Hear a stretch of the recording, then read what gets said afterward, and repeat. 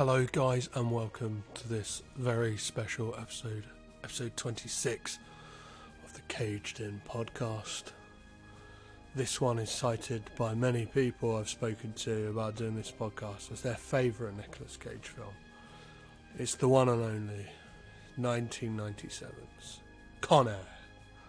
This is also a special episode because it features a man who I feel has wronged me and has wronged the good people, you, the fans of the Caged In podcast. Mr. John Cusack also is in this film, a man who's blocked me and in part blocked all of you in a sense on Twitter and I feel like he's destroyed the lines of communication, so we will not be able to get that much sought after interview. But don't worry people, I will march on and do the good deeds that I have to do, all in the name of the Caged In podcast. So for those of you who haven't listened before, in this podcast I'm watching every single Nicolas Cage film as if the name and the fact that we're 26 episodes in, and it kind of aligns with this being the 26th film that he's done, but that doesn't matter. I live by two simple rules on this podcast, and that is no distractions, no expectations, no distractions. Pretty self-explanatory. I do not pander to sins of technology or anything else, human interaction. No, thank you.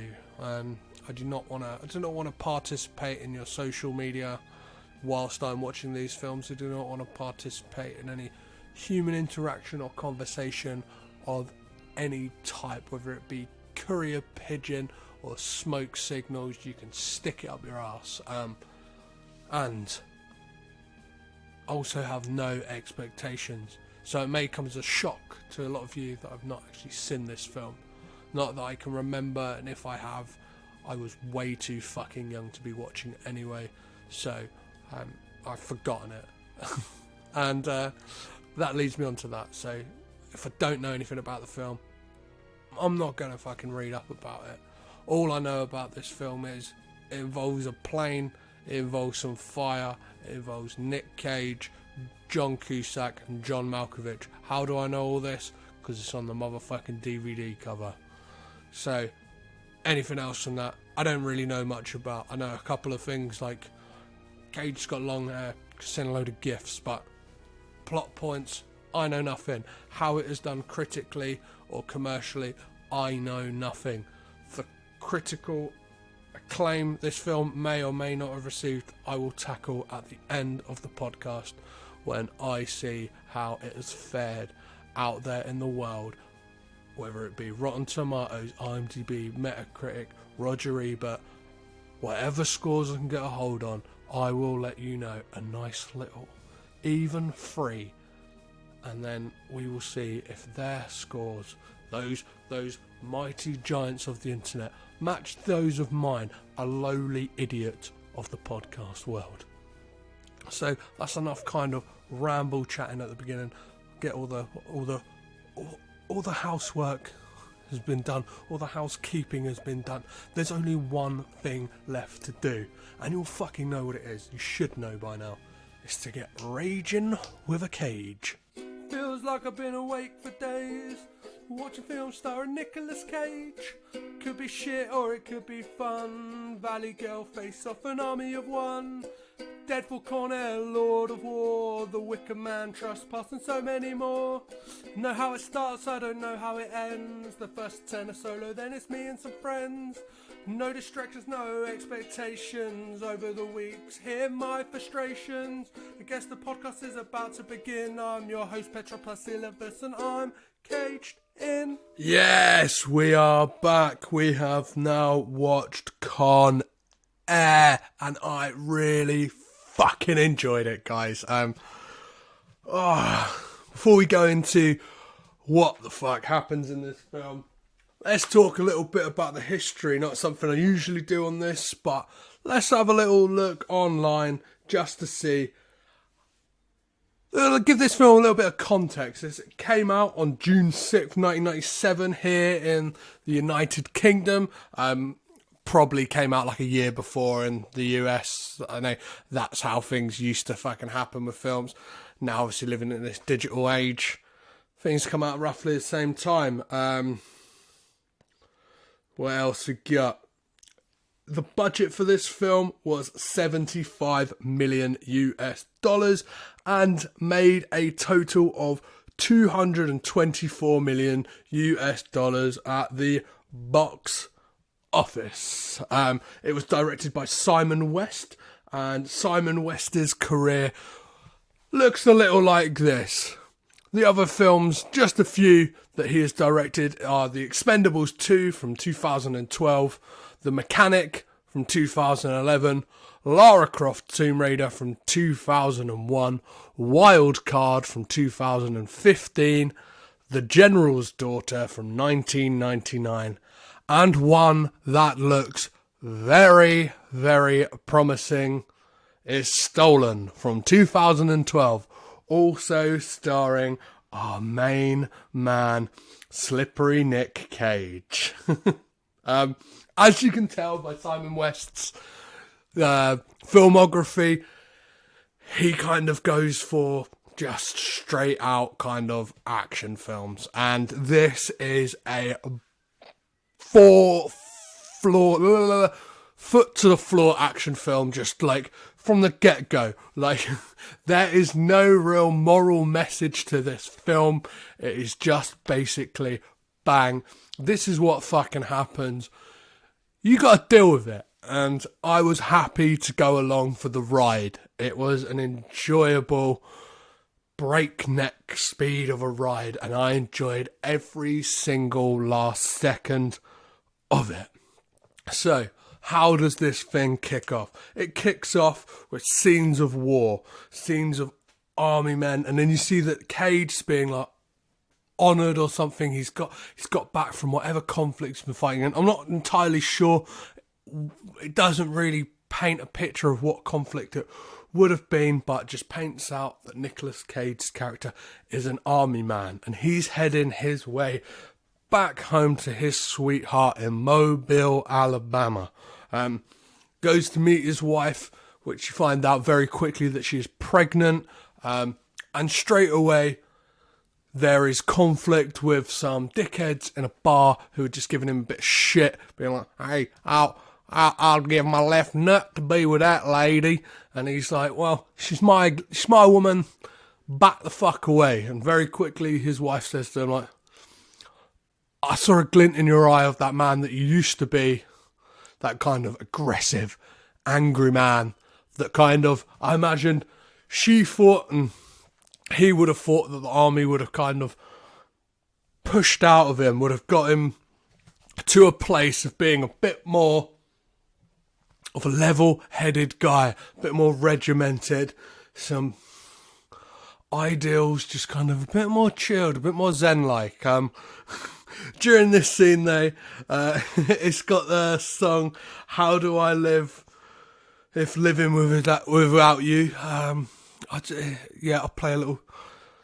Actually, it doesn't matter. But yeah, find out that he's got a baby, and these guys are kicking off, and they kind of dance the night away, and then on their way out, the three guys from the bar jump them in the parking lot, and just this scene, behind the parking lot is kind of just like some industrial works going on with like fire spitting out. It's like, where the fuck is this bar? Like, why is it on like some weird industrial complex?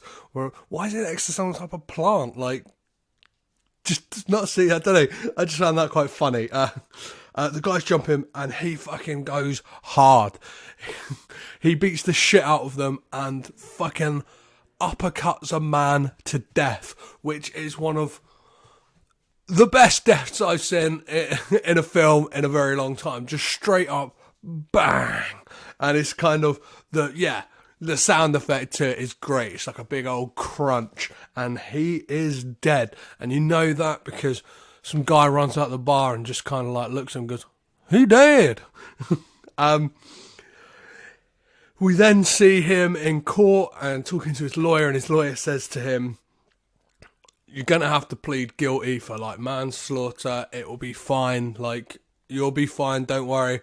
You'll probably serve, like, 1 year. The judge has very different ideas because Cameron Poe, that's his name, okay? Cameron Poe is the name of our protagonist in this film, is a deadly weapon because he had been trained in the army and had all that training and should know better. You know what I mean? Should know, like as always, I'm not sure if it is a old wives' tale or like urban myth, but those with a black belt have to tell people that they're fucking deadly shit, that they could take a man down. But he should know better, so he gets 7 to 10 years in prison. Then we get a nice passing of time. We get him in prison, and we know that his time is passing because his hair gets longer and longer. But this passing of time is shown by him writing and receiving letters from his wife, and then as she gets older, his daughter. Obviously, you see milestones in her life that he's missing, like her first day of school. You kind of like you get that passing of time, which is pretty cool. Prison that he's in looks fucking mental.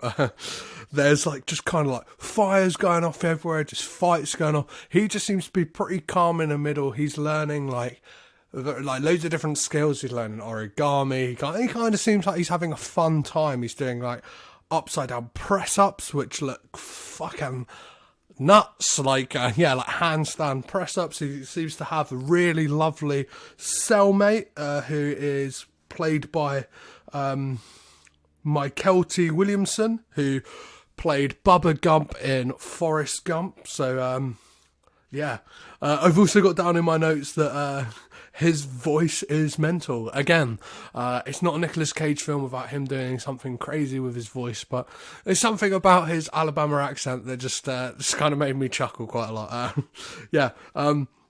And then the day comes that he is going home. He has packing up his stuff, and he's like, tomorrow is the 14th of July. You're released on the 14th of July, and this is the first time I'm going to see you. It is a letter that he has received from his daughter, and he is ecstatic.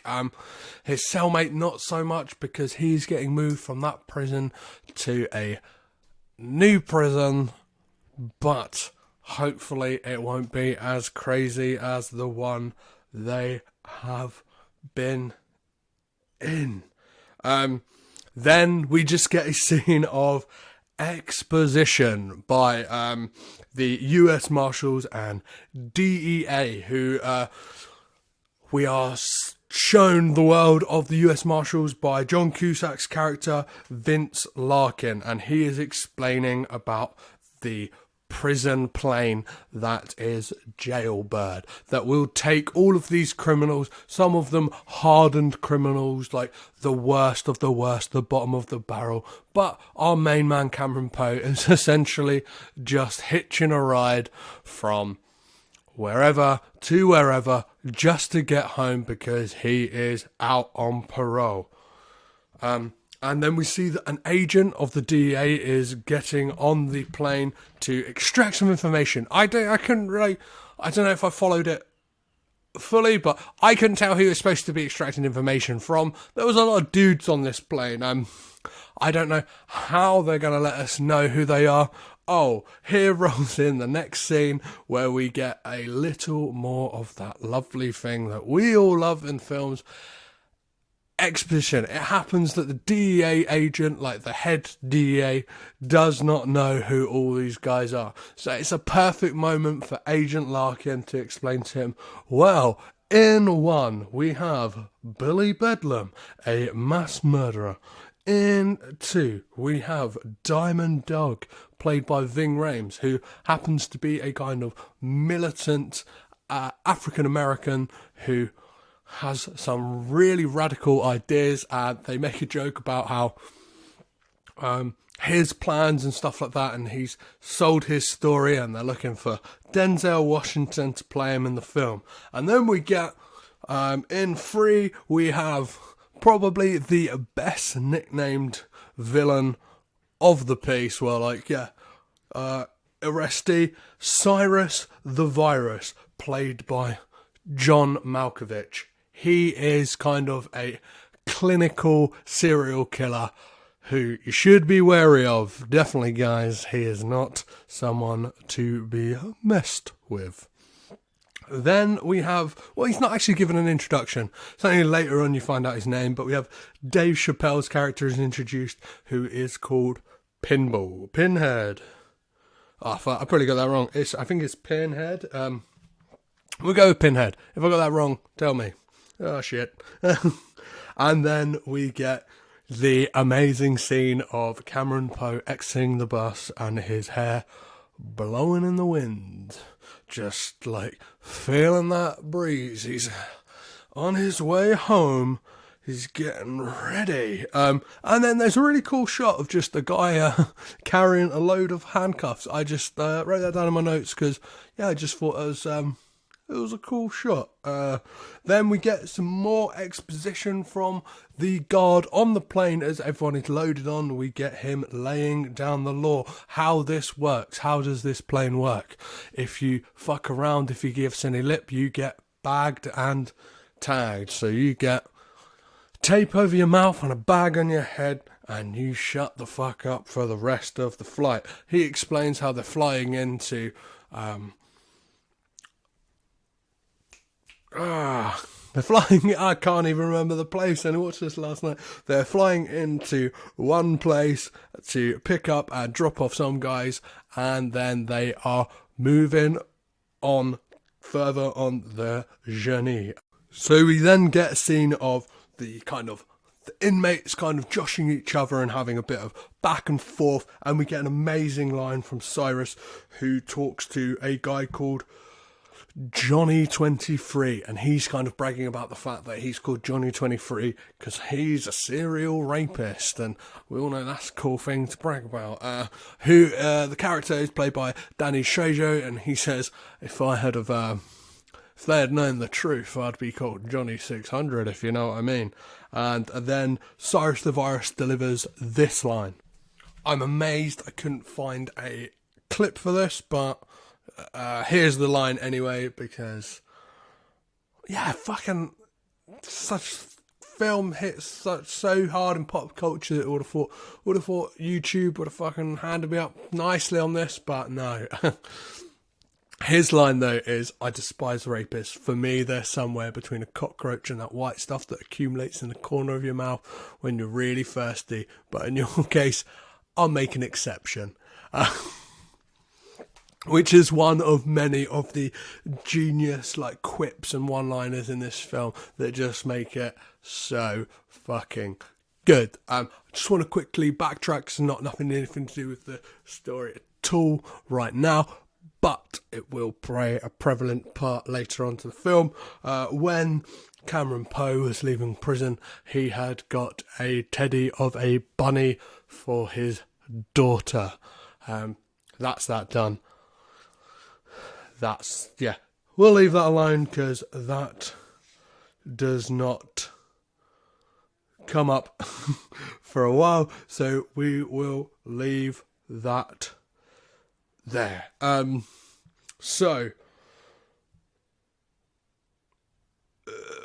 We then get, a brilliant moment of Vince Larkin with a female agent by the window, and she just remarks to him, I hope anything doesn't go wrong.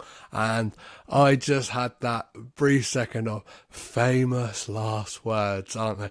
Just those words, shit is gonna go down. Especially because the front cover of this DVD is just loads of fire and shit, and it'd be pretty boring if it was, they just got them to Carson City. I just remembered that is the name of the place they are flying to. They got them to Carson City, moved on, and everything is fine.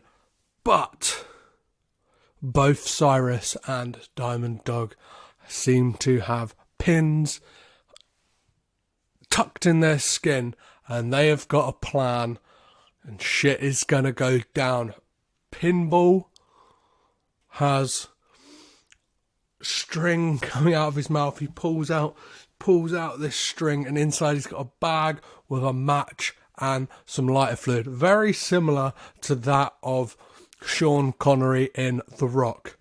He then pours the lighter fluid over the gentleman next to him, and he's like, I hope you don't hold a grudge, Chief, because if you survive this, I hope you don't hold a grudge. And just lights the fucking guy on fire. It's fucking crazy.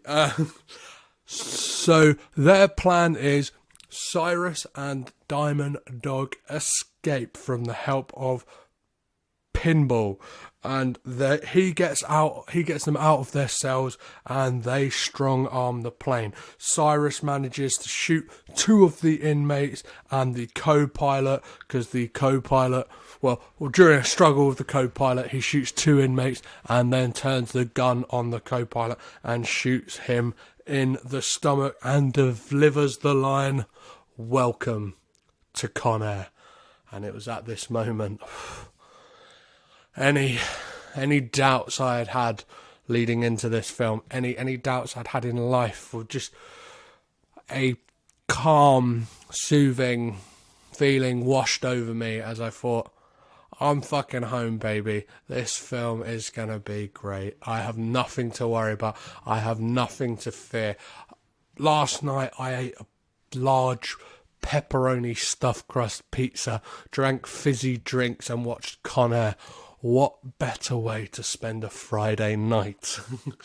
My Saturday, however, I got up nice and early with all the intentions to record this podcast, but I just sat about procrastinating for hours. I just don't know why I do that, because once I start recording, I find it really, really fun. Probably because I record on my own, and I know I don't look at my phone throughout the watching of the film, but sorry, I'm just getting massively sidetracked here. So now the kids have running the school, as it were. The cons are running the plane. It is 100% Con Air. First thing Johnny 23 wants to do now that the pigs are out of the pen is to rape the female guard on the plane. And another brilliant line from Cyrus is posed like, this ain't fucking happening. And Cyrus says, somewhere along the lines of, can you fly, Johnny? And he's like, no. Well, he's like, you better keep your dick in your pants, because if you try anything else, I'm going to throw you out of the fucking plane, you dick. Then we have Diamond Dog explaining the plan, a little bit more exposition for us. That's what we need. We just need, whenever the plot seems to be like, something's gonna happen, let's just explain it to the audience, guys. And he explains that their plan is to drop off some guys at I forgot, Carson City, and then move on to live a life of extradition-free living with lots of boozing, lots of drinking, lots of drug, lots of fun. And they say they're going to meet up with a guy called Cedino, who's bankrolling the whole thing, who they will meet in, I fucking said it a second ago, something City. Bloody hell. Culver, no, it's not that. It's because of a C. I will fucking get to it at some point. And then the DEA agent loses his shit and pulls the gun that he was not supposed to have on him from his sock and tries to take over the plane, and that ends terribly for him. He ends up getting blown away. And then I've written in my notes that the score to this is fucking great. It's kind of like a 9 Inch Nails-y type thing. Yeah, it sounds a bit like this.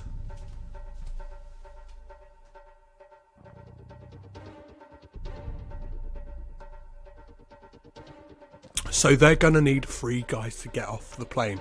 It happens to be that the 3 guys that were supposed to get off at Carson City have all been shot. So they need 3 guys to pretend that they are them. And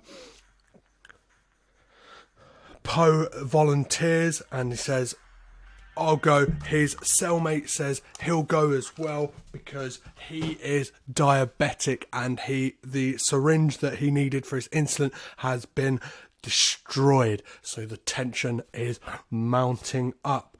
The guys, Cyrus and his band of merry men say his cellmate can't go because he is black and the guys that they needed to get off the plane are all white guys. So that then puts Poe in a difficult situation. Poe's plan is to get off the plane and let the authorities know that this is all going down. He says to his cellmate, don't worry, they won't even get off the tarmac to continue flying the plane because they will know what the fuck is going down. I got it sorted. Then when it comes to all the guys that are going to leave the plane, they take one of the guards, dress him up, and they realise that they are bagging and tagging all the guys. They are sellotaping their mouths and putting bags over their head. And it is at this moment Poe says, I can't do it, because we know that obviously he can't fulfill his plan because he would have his head bagged. They thought this through. They won't unbag them until they're way gone. But when they are undressing one of the dead guys, who is the DEA agent, Poe notices that he had a voice recorder on him that had continually been recorded, so that would have all of the information that the US Marshals, the DEA would need to know that this shit is going down, and plants it on the guard so that when he is off the plane, hopefully they will get the tape in time and shit will go down and take down Cyrus and his goons. Poe says he'll stay. He says, I've got 15 years left in prison, so like I've got less to lose. Like, these guys probably be able to get out sooner or whatever. Like, I don't really see the logic, because once they figure out that they're not the guys that they are, even though they kind of move over their bracelets and stuff like that, I think after a while you would know that they are not the people they said they are. There must have been photos of these guys when they're checked into, I don't know, it's literally this moment here I'm finding that, it's definitely a flaw, but obviously Cyrus and his men don't care because that does not figure out in their plan. But cops then are in Cyrus's cell and they notice that there is a kind of soft bit on the wall, almost like a Shawshank Redemption moment, when they peel back that poster and find out things are not right. And at the exact same moment that this is happening, it is when they are at Carson City and all of the old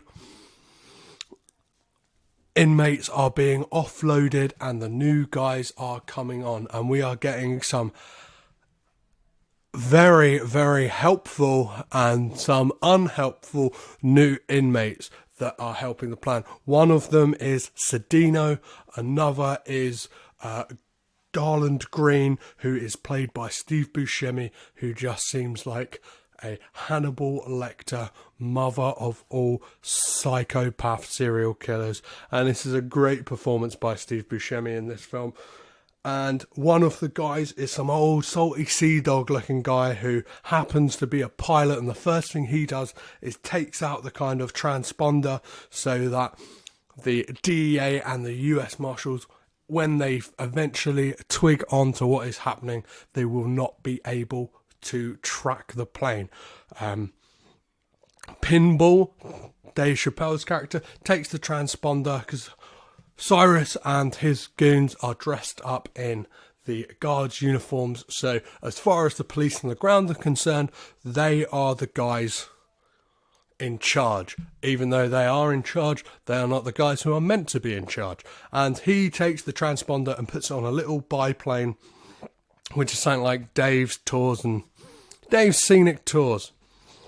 And in this, he starts talking to a lady who says, "Oh, you're not in the right place." It is coinciding with this scene as well that Vince Larkin is in Cyrus's cell and finds a lot of documents that point into the fact that he has a plan upon that plane and that shit is going to go down. He finds a letter and a picture of the Last Supper with the eyes cut out and finds out that they conveniently lay upon top the letter and spell out a secret code. And one of the words in there are Carson City.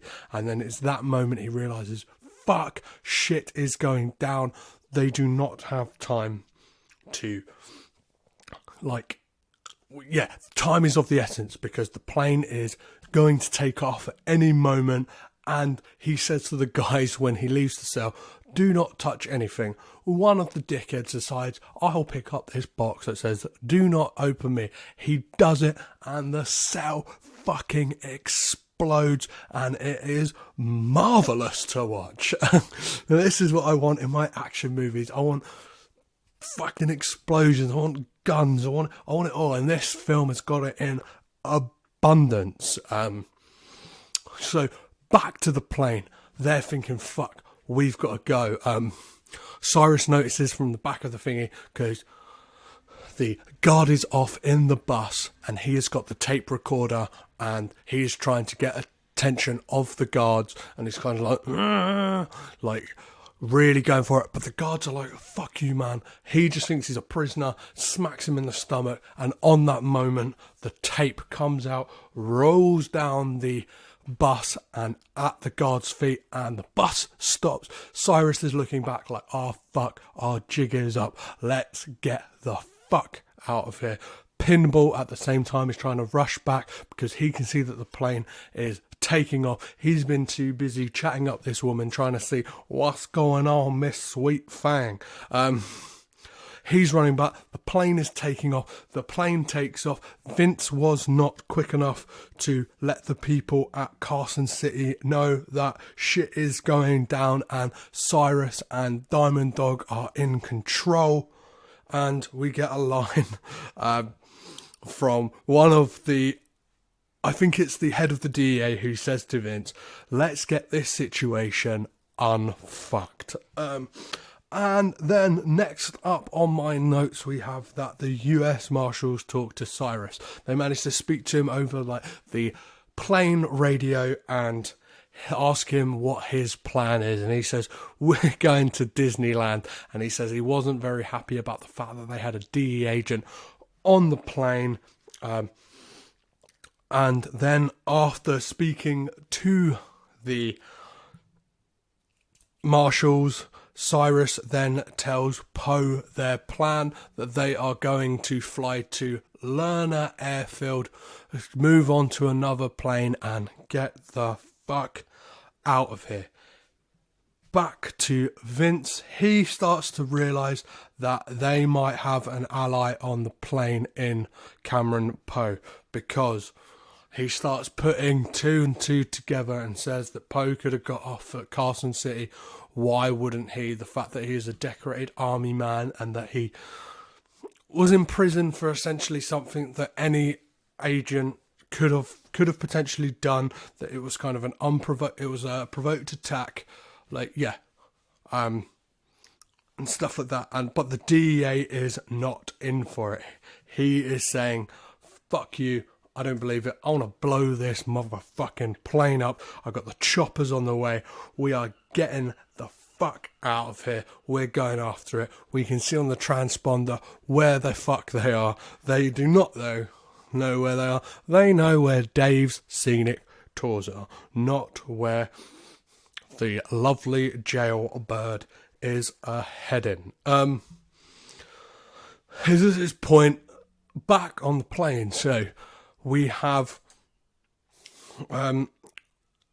old ragtag pilot is saying, we're not going as fast as we can go because the landing gear is not fully closed. It is a perfect time for a bonding moment between Poe and Diamond.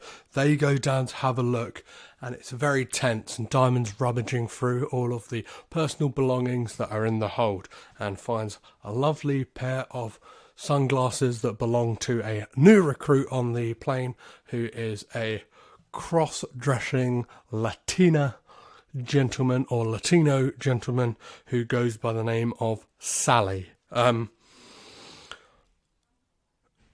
They find out that stuck in the landing gear is Pinball. He did not make it. He looks to be frozen to death. Imagine the air pressure, or just, he looks fucked basically. But this is a perfect moment for Poe to write a message on Pinball for Larkin to say, shit is going down, we are going to Lerner Airfield. Which brings me to my sometimes weekly feature of how does a Nicolas Cage film relate to Twin Peaks. So, I'll set the scene for you. We have the actor who plays Major Garland Briggs, a character who is very prevalent in season 2 of Twin Peaks, and is also, despite the fact that the actor has passed away, his character is still very prevalent in The Return. That's what I'm going to leave it at. But he is sat in the car with his wife complaining about bird shit on the window of their car. Unbeknown to him, that what is falling from the sky is far worse than a simple bit of bird shit. His wife says to him, "Oh fuck," or she doesn't say "oh fuck," she says, "Oh honey, the lights changed. We better get out of here." Probably should have left him still complaining, because it's at that moment when they pull away that a falling Dave Chappelle lands upon the bonnet of their car, destroying completely the engine. The 2 front wheels are gone. So then, by matter of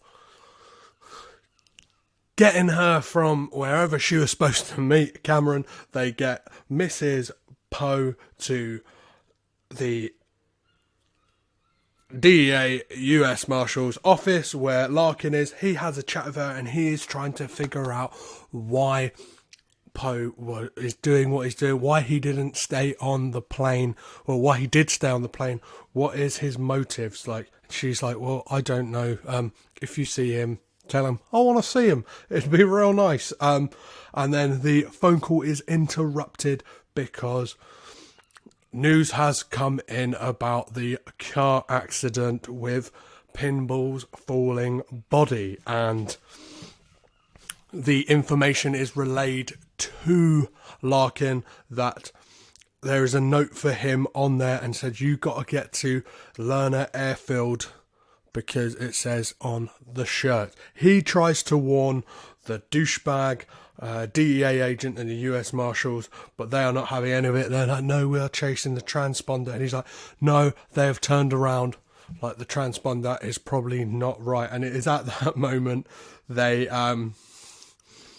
turn up on Bob Scenic Tours, all guns blazing, like, oh no, this is not what we are looking for. This is just some lovely tourists looking at some canyons. And then back on the plane, back on Jailbird. It is one of possibly the most famous scenes from this film. When Diamond had come up from the hold after them disposing of Pinball, he had some glasses on, and he had said, oh, I got these from people's personal possessions down below. And Billy Bedlam had a look in his eye like, okay, I've got an idea here. I don't think everything of Cameron Poe is as meets the eye. So he goes down to have a little snoop around, followed by Poe. They have a bit of a scuffle, which brings us to the most famous line from this film, which is, put the bunny back in the box. And then Billy Bedlam finds that he was supposed to be released today, and he's like, you're not who you say you are. They fucking fight, and Billy Bedlow ends up getting impaled on a pipe. Larkin cruises off to Lerner Airfield in the DA douchebag's car, which has the number plate AZZKIKR. Ass kicker. He turns up and he finds out that the guy in the tower has had his throat slit.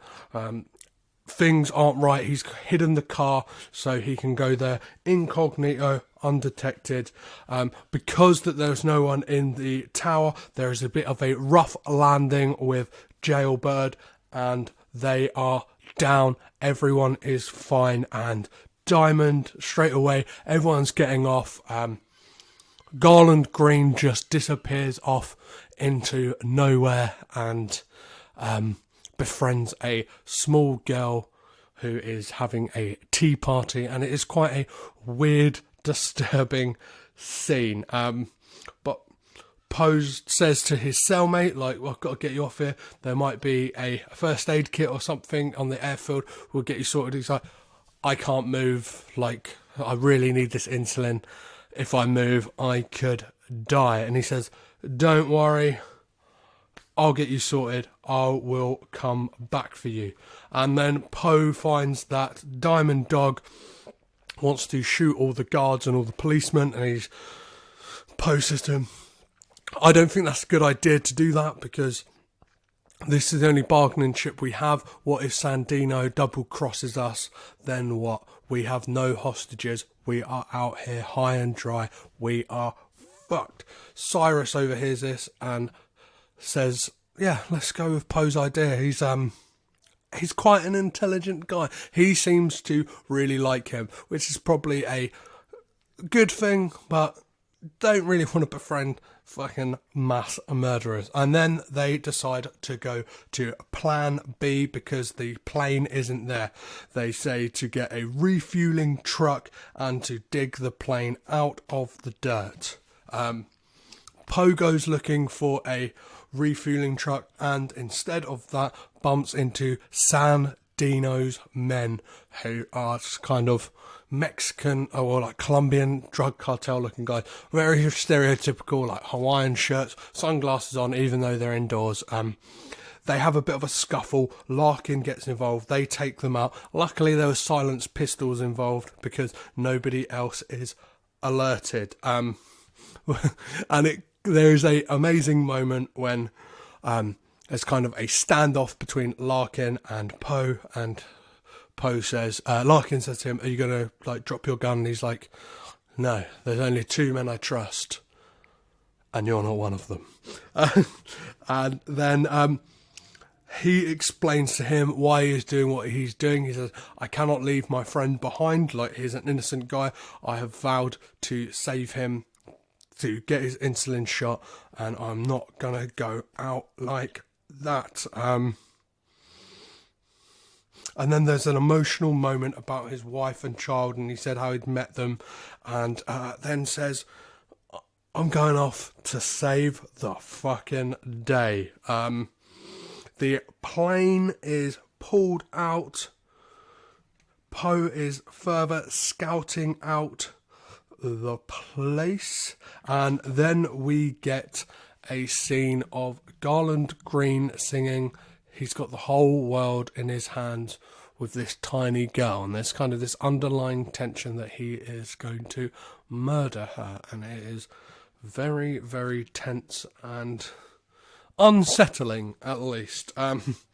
Then Sandino comes out of a like little hut in his plane and is trying to take off, trying to double cross all these guys, but his plans are stopped with Larkin moves a crane down in the way of the plane. The plane hits a gas station. Gas is going everywhere.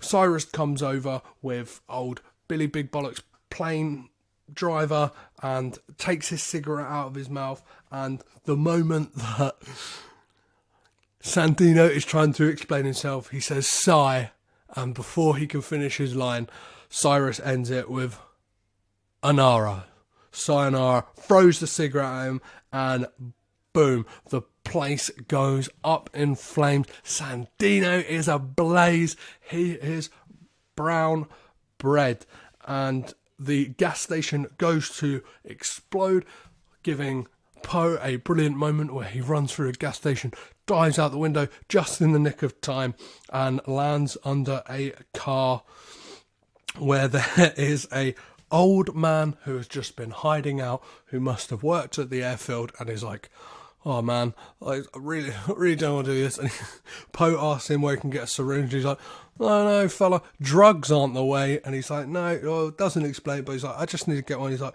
well, there might be one over the first aid kit at across the airfield in a fire ambulance. So Poe is on his way to do that. Cyrus lays out his plan to the rest of the ragtag band about what they're going to do, about how they're going to, through the kind of junkyard strip of the airfield, are going to kind of bottleneck all of the army who are slowly but surely or the US Marshals and DA who are closing in. They're going to kind of bottleneck them in this area, and they are going to deaded them. And then their plan goes into fruition. They say to take out the final car and the first car, and then they will have a nice little tunnel of death. Then chaos ensues. Poe heads to the plane because he's got the syringe. Larkin gets inside of a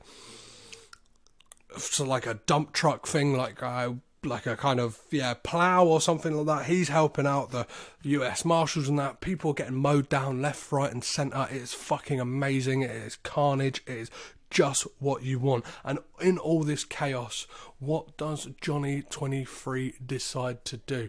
What would you decide to do in this? He's like, oh, everyone's busy. That's it. He decides to go back and rape the guard because he is a piece of shit. Luckily for the guard, and unluckily for Johnny 23, Poe is there in the nick of time, attacks him, gets him thingy, switches positions with the guard, so he is now handcuffed inside of a cell, and she is out and about to do as she wants. He gets his friend the insulin, the then the prisoners all run back onto the plane, which they find out that was tied up by someone to a pillar, and Cyrus spots it and shoots the pillar that is shoots the plane free, and the hook that is on the fucking hell. This is a lot going on right now, but the rope that is coming out of the plane has a hook on the end, which manages to grab onto the car that belongs to the douchebag DEA agent, and is swooped up into the air and is flying along with the plane. And there's a brilliant moment where Poe says something along the lines of, well, on any other day that would be an unusual sight to see, but today I'm not surprised in the slightest. And Malloy, who's the name of the douchebag DEA agent, is not happy because that is his pride and joy. That is his car, and it is now lands right beside them and is fucking wrecked. Diamond finds a note that says that today was the day that Poe was supposed to be released. That's clever! My daddy is coming home on July 14th. My birthday is July 14th. I'm gonna see my daddy for the first time ever on July 14th. Make a move and the bunny gets it. Moments before this, Cyrus had shot his cellmate, almost making the whole plan to save him almost redundant. But does he die? That is the question. At this moment, once he delivers that amazing line of the bunny, don't move or the bunny's next, the choppers turn up. But there is conflict between the two choppers because one of them is Malloy and one of them is Larkin. Larkin very much wants to save the plane, does not want to blow it out of the sky, whereas Malloy's plan is to just fuck it. They're all criminals, let's just kill them anyway. The casualties will be far less if we just kill all these motherfuckers. So there is a standoff between whether, like, Larkin's helicopter keeps getting in the way of Malloy's so they cannot shoot them out of the sky. But shots are getting fired, people are getting mowed down. In all of the chaos, Poe manages to get into the cockpit and locking all the gates behind him, leaving Cyrus furious. He grabs the pilot and tells him, I'm in charge now, land this motherfucker. And the pilot says, that's kind of good anyway, because one of the engines is fucked, and it happens to be that they are right above Las Vegas, and they are going to have to land or crash, for a better word, because one of the engines is fucked, but they are going to go down. They will not be able to make the airport. Poe has the line. I feel like Nicolas Cage has almost a thing written into his contract that there has to be some type of Elvis reference in some films where he can get it in, because he says, well, viva Las Vegas. And he like has so much joy in his face as he does it. The plane is burning on down to go onto the Vegas Strip. I feel like I'd had enough Vegas from leaving Las Vegas. I feel like it's left me dirty. I feel dirty just even looking at those bright lights of that Sin City. And then it is going down, it's losing wings, it is burning it down the strip. And there is a brilliant gag where over the tannoy of a hotel, the concierge, whoever, says, the owner of the white Corvette, can you please move it, otherwise it will be towed. It does not need to worry about any of that. The far worse thing it needs to worry about is the plane hurtling down the street that is going to destroy it anyway. Cyrus then threatens, as they are about to, as the plane is about to stop outside the hotel, Cyrus threatens Poe that the last thing his daughter will know is the smell of his horrible breath. And then a propeller flies through the plane in between them, and you are unsure whether either of them or any of them survived. You see that Poe is alive. You see that his friend is still alive. He's holding on. One of the guards is trying to look after them. And then you are left with where the fuck are the pilot? Where is Diamond Dog, and where is Cyrus? Johnny is very much dead, with a very good gag where well, I guess he's dead, and as they move his body, his arm is still handcuffed.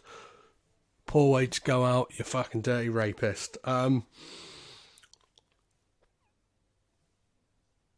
Poe says his goodbyes to the guard, and it's kind of a nice farewell. She kisses him on the cheek, and she's like, you got go on your way, do what you got to do. But it's in that moment that Poe spots that Cyrus has got out and has commandeered a fire truck and is hurtling away from the scene. So what is it for him to do? It's for him and Larkin to get on some police bikes and pursue, and things just get crazier. They are hurtling down, they're going through the city of Las Vegas. There's kind of Poe ends up hurtling his bike into Diamond Dog and takes him down. He then hangs onto the ladder that is hanging off the back of the fire truck, all while Cyrus is trying to poke him in the hand with a big old spike, trying to get him to get off and or just kill him, I guess. He and Larkin, while this is happening, is going down the side, manages to get on the top and is trying to get into the cab of the truck and tell the driver to fuck off. He axes his way through the top. The driver then acts erratically, then Larkin fills the cab with water, obviously it being a fire truck. Poe managed, fucking hell, I'm rattling through this, sorry guys. Poe, I'm just trying to remember everything that happened, like, even though I watched this film last night, a lot fucking happens in an hour and 47 minutes, I tell you that. They don't drag it out like a lot of modern films do. Poe manages to stab Cyrus in the leg, getting on top, and then they end up crashing, I believe, the fire truck, and Cyrus flies off in some kind of Rube Goldberg style, like one thing setting off another, ends up moving on and gets his head crushed under a like pneumatic pump thing. Poe and Larkin are friends. Poe remarks that there was only 2 men I can trust, there is now 3. He gets his bunny, he goes to meet his wife, he goes to meet his child for the first time. There is a kind of emotional moment, even though the daughter does not look happy that much about it. She kind of looks a bit trepidatious. And then we get the final scene of a gentleman rolling the dice in a casino, and it is Garland Green, Steve Buscemi, and he is on the loose. And then cue Sweet Home Alabama, where the skies are so blue. And then that is it. That is the end of the film. Left on a cliffhanger to not know how many people is Garland Green going to murder now he is free and looks like he is winning big in Vegas. So now we know what happens. Now more onto a bit of my opinions of the film.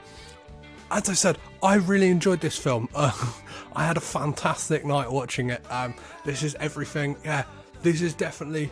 I was a lot more on board with this one, I reckon, than The Rock. I don't know. I feel like my disposition to dislike Michael Bay is part of that. I don't know, and I think the fact that there were so many glaring potholes in that one that I just couldn't ignore, whereas this was just kind of meat and potatoes action, and I don't know, it had people who are fucking great at like what they do.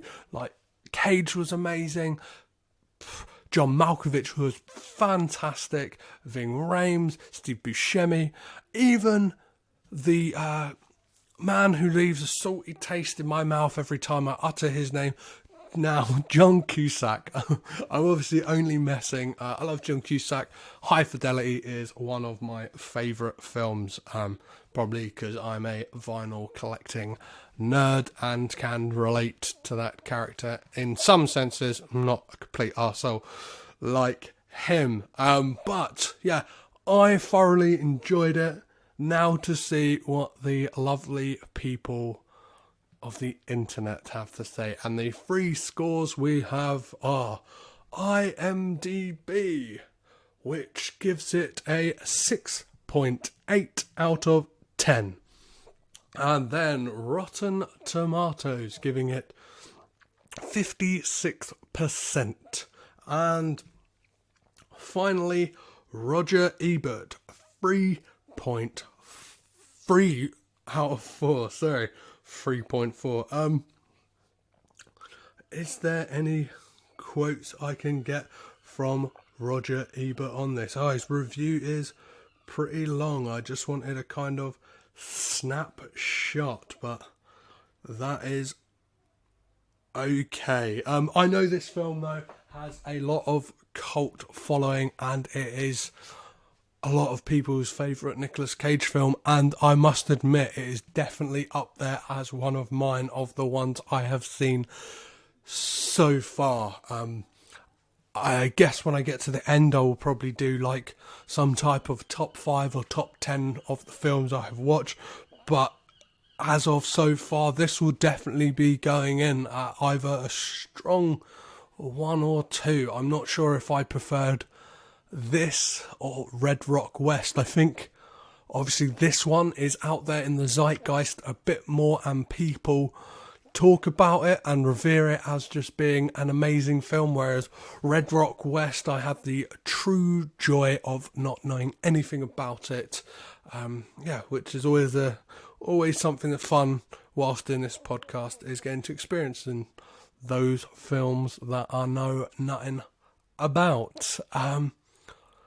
But I guess that's it for this week. Obviously, next week we will be looking at Face Off, which I believe may be from the same year, maybe the year after. Let's have a little look.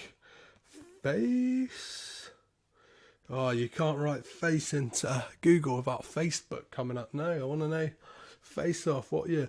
Also from 1997. So this was definitely a good year for Nicolas Cage. 2 massive blockbusters. I would say that the kind of stage of his career we're in at the moment, I'm kind of calling it like the golden mile, the kind of big summer blockbusters. Like, some could argue his most fruitful years in quality as well as just interesting and good performances. And yeah, there's a lot of ones that I'm looking forward to. But yeah, definitely tune into the next episode where we'll be talking about Face Off. So as always, guys, I've been your host, Petrus Patsilivus. I've been Cage Den. You've been rad. Bye.